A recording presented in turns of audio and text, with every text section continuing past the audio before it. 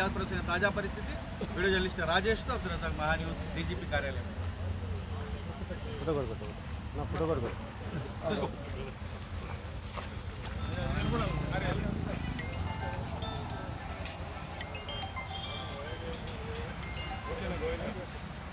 టీటీడీలో అనుబంధం సంబంధం ఉన్నవాళ్ళు, అందుకనే చెప్తున్నా టీటీడీలో అనుబంధం సంబంధం తిరుమలలో పనిచేసిన వాళ్ళు. రైట్ అమ్మా, థ్యాంక్ యూ. గోవింద నారాయణ. నమస్కారాలు ఫ్రెండ్స్. ప్రపంచంలోనే అతి పెద్ద హిందూ ధార్మిక క్షేత్రం తిరుమల తిరుపతి దేవస్థానాలు. స్వామివారికి కోట్లాది రూపాయలు కానుకలు భక్తులు సమర్పిస్తుంటారు. నిలువు దోపిడీ అంటే ఒంటి మీద ఉన్నటువంటి మంగళసూత్రంతో పాటు స్వామివారి హుండీలో స్వామివారికి సమర్పించే సాంప్రదాయం శ్రీవారి దగ్గర జరుగుతుంది. అలాంటి పవిత్రమైనటువంటి హుండీ నుంచి లెక్కింపు పరకామణికి వస్తుంది. పరకామణిలో ఆ మొత్తం లెక్కించి స్వామివారి కార్పస్ ఫండ్ కింద డిపాజిట్ చేస్తారు. మిత్రులారా, మీరు హుండీలు వేసేటప్పుడు మీరు ఎప్పుడైనా గమనించినట్టయితే మీ ఆఫరింగ్స్ మీరు చేసే కానుకలు స్వామివారి కార్పస్ ఫండ్ కింద పోతుందని చెప్పి అక్కడ రాసుంటారు.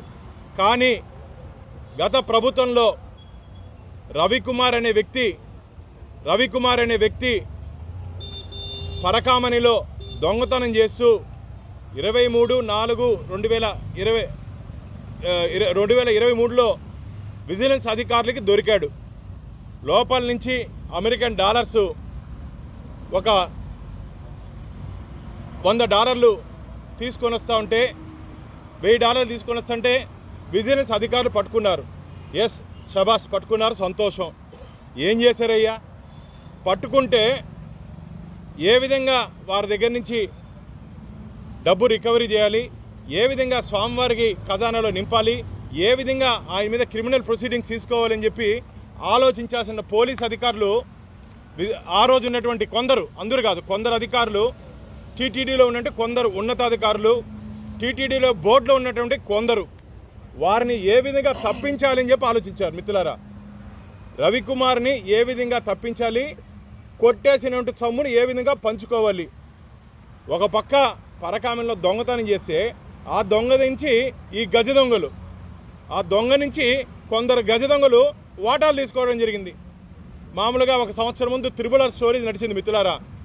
అంటే రఘురామకృష్ణరాజు స్టోరీ ఒక 3 సంవత్సరాలు ముందు నడిచింది. మొన్నే ఎన్టీఆర్ గారిది ఏదో సినిమా రిలీజ్ అయింది. ఈ ఇష్యూలో త్రిబులార్లు ఉన్నారు. ఆ పేర్లు తొందరలోనే శ్రీవారి భక్తుల ముందు పెట్టబోతున్నాం. ఎవరెవరు దీంట్లో ఉన్నారు? ప్రత్యక్షంగా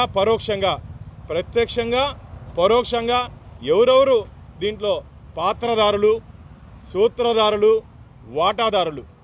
మామూలుగా మనం వినేవాళ్ళం గుడిలో లింగాన్ని మింగేస్తారని. నేను ప్రత్యక్షంగా మనం చూసా. ఈ రిపోర్టు ఇప్పుడే మేము డీజీపీ గారికి దీని మీద డీటెయిల్ ఎంక్వైరీ చేయండి అని చెప్పి కంప్లైంట్ ఇవ్వడం జరిగింది. మొన్న జరిగినటువంటి ధర్మకర్తల మండలి సమావేశంలో టీటీడీ ఈఓ గారికి, చైర్మన్ గారికి దీని మీద ఎంక్వైరీ కమిషన్ వేయాలని చెప్పి డిమాండ్ చేశా. ఎందుకు డిమాండ్ చేశారంటే ఇది టీటీడీ విజిలెన్స్ రిపోర్ట్ మిత్రులారా. టీటీడీ విజిలెన్స్ రిపోర్ట్ ఇది. ఒక డిఎస్పీ స్థాయి అధికారి విజిలెన్స్ రిపోర్ట్ ఇచ్చాడు. దీంట్లో ఏం రాశారు తెలుసా? Last para, under the extreme pressure from the police మేము ఈ కేసుని లోక్ అదాలత్లో రాజీ చేసుకున్నాం. ఎవరా పోలీస్ అధికారి? టీటీడీ మీద ఒత్తిడి తెచ్చేంత బలం ఉన్నటువంటి పోలీస్ అధికారి ఎవరు? ఎస్ఐయా, సిఐయా, డిఎస్పీనా, ఏఎస్పీనా, ఎస్పీనా, డిఐజీనా, ఐజీనా, అడిషనల్ డీజీనా, డీజీపీనా?